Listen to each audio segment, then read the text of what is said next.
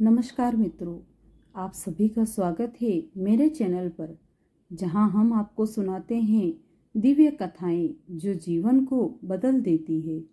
आज हम लेकर आए हैं अढाया ब्राह्मण की अद्भुत और प्रेरणादायक पौराणिक कथा, जो आपको भक्ति, विश्वास और चमत्कार का सच्चा अर्थ समझाएगी। प्राचीन काल में काशी के निकट एक छोटा सा गांव था। वहीं रहते थे एक अत्यंत गरीब लेकिन भक्तिमय ब्राह्मण, जिनका नाम था अढाया। गरीबी इतनी कि घर की दीवारें भी बारिश में भीग जाती, लेकिन भक्ति इतनी कि हर सुबह हर हर महादेव का स्वर आसमान में गूंज उठता। अढाया ब्राह्मण के पास न धन था न जमीन। उसकी पत्नी मालिनी और एक छोटा पुत्र कुमार, तीनों मिलकर किसी तरह दिन काटते। पर संकट सबसे बड़ा था भोजन का। कई बार ऐसा होता कि तीनों को केवल पानी पीकर ही रात गुजारनी पड़ती। लेकिन अढाया ब्राह्मण का विश्वास कभी नहीं डगमगाया। वे कहते, जिसके सिर पर भोलेनाथ का हाथ हो उसे दुनिया की क्या चिंता। अढाया सबसे अधिक प्रेम करते थे महादेव से। हर सुबह बिना कुछ खाए पिए वे गंगा स्नान करके पास के शिवालय में जाते और घंटों ध्यान लगाकर ओम नमः शिवाय का जाप करते। उनकी पत्नी मालिनी कभी कभी चिंतित होकर कहती, स्वामी, घर में अन्न नहीं, बालक भूखा है और आप मंदिर में बैठे रहते हैं।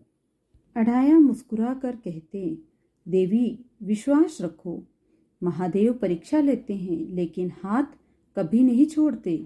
उनका यह विश्वास ही उनके लिए शक्ति भी था और सहारा भी। धीरे धीरे गांव वाले अढाया का मजाक उड़ाने लगे। किसी ने कहा, अढाया, भक्ति पेट नहीं भरती। तो किसी ने हंसकर कहा, इतने बड़े भक्त हो तो महादेव से अन्न मांग लो।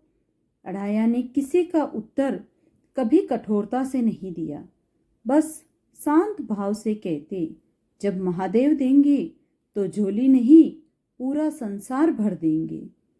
एक बार शिवरात्रि आने वाली थी। पूरे गांव में तैयारियां थी, दीप, प्रसाद, भोग, गीत, संगीत। लेकिन अढाया के घर में एक दाना भी नहीं था। मालिनी रोते हुए बोली, स्वामी, इस बार हम शिवरात्रि कैसे मनाएंगे।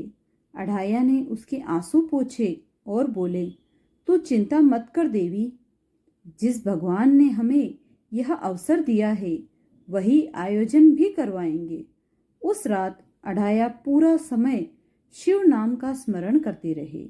उस रात कैलाश पर्वत पर बैठे भगवान शिव ने पार्वती जी से कहा, देवी, पृथ्वी पर मेरा एक भक्त है अढाया, उसकी भक्ति की परीक्षा लेने का समय आ गया है।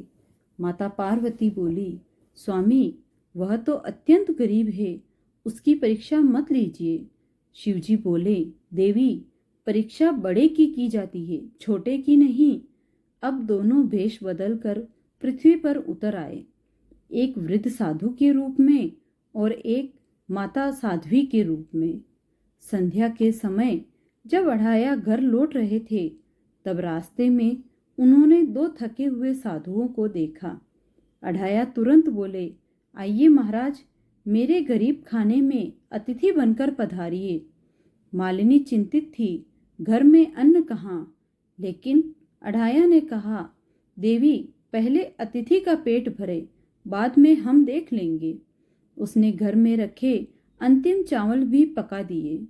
थोड़ा दूध बचा था, वह भी साधुओं के सामने रख दिया।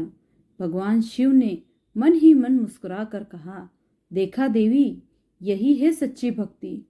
भोजन के बाद साधु रूप में महादेव बोले, ब्राह्मण, बदले में हम केवल एक वरदान देते हैं, मांगो, तुम्हें क्या चाहिए। अढाया ने हाथ जोड़कर कहा, महाराज, मुझे कुछ नहीं चाहिए, बस इतना आशीर्वाद दे कि मेरी भक्ति कभी कम न हो। शिव और पार्वती यह सुनकर प्रसन्न हो उठे। अचानक घर में चमकदार प्रकाश फैल गया। साधु और साध्वी का रूप बदलने लगा। कोठड़ी में सोना चांदी प्रकट हो गया। दीवारें चमक उठी। आंगन में दिव्य ज्योति छा गई। गांव वाले जब सुबह पहुंचे तो वे अढ़ाया का घर देखकर दंग रह गए। लेकिन अढ़ाया ने विनम्रता से कहा, यह सब मेरी भक्ति नहीं, महादेव की कृपा है। संकट में भी विश्वास न छोड़े। गरीबी भगवान की परीक्षा है, सजा नहीं। भक्ति में सच्चा विश्वास हो तो चमत्कार अवश्य होता है। अतिथि को भगवान का रूप मानना ही सच्ची सेवा है। महादेव की कृपा पाने के लिए दिल साफ होना चाहिए। मित्रों, अगर आपको यह कहानी पसंद आई हो तो वीडियो को लाइक, शेयर और कमेंट करना न भूलें। हम जल्द ही मिलेंगे एक नई भक्ति कथा के साथ। हर हर महादेव।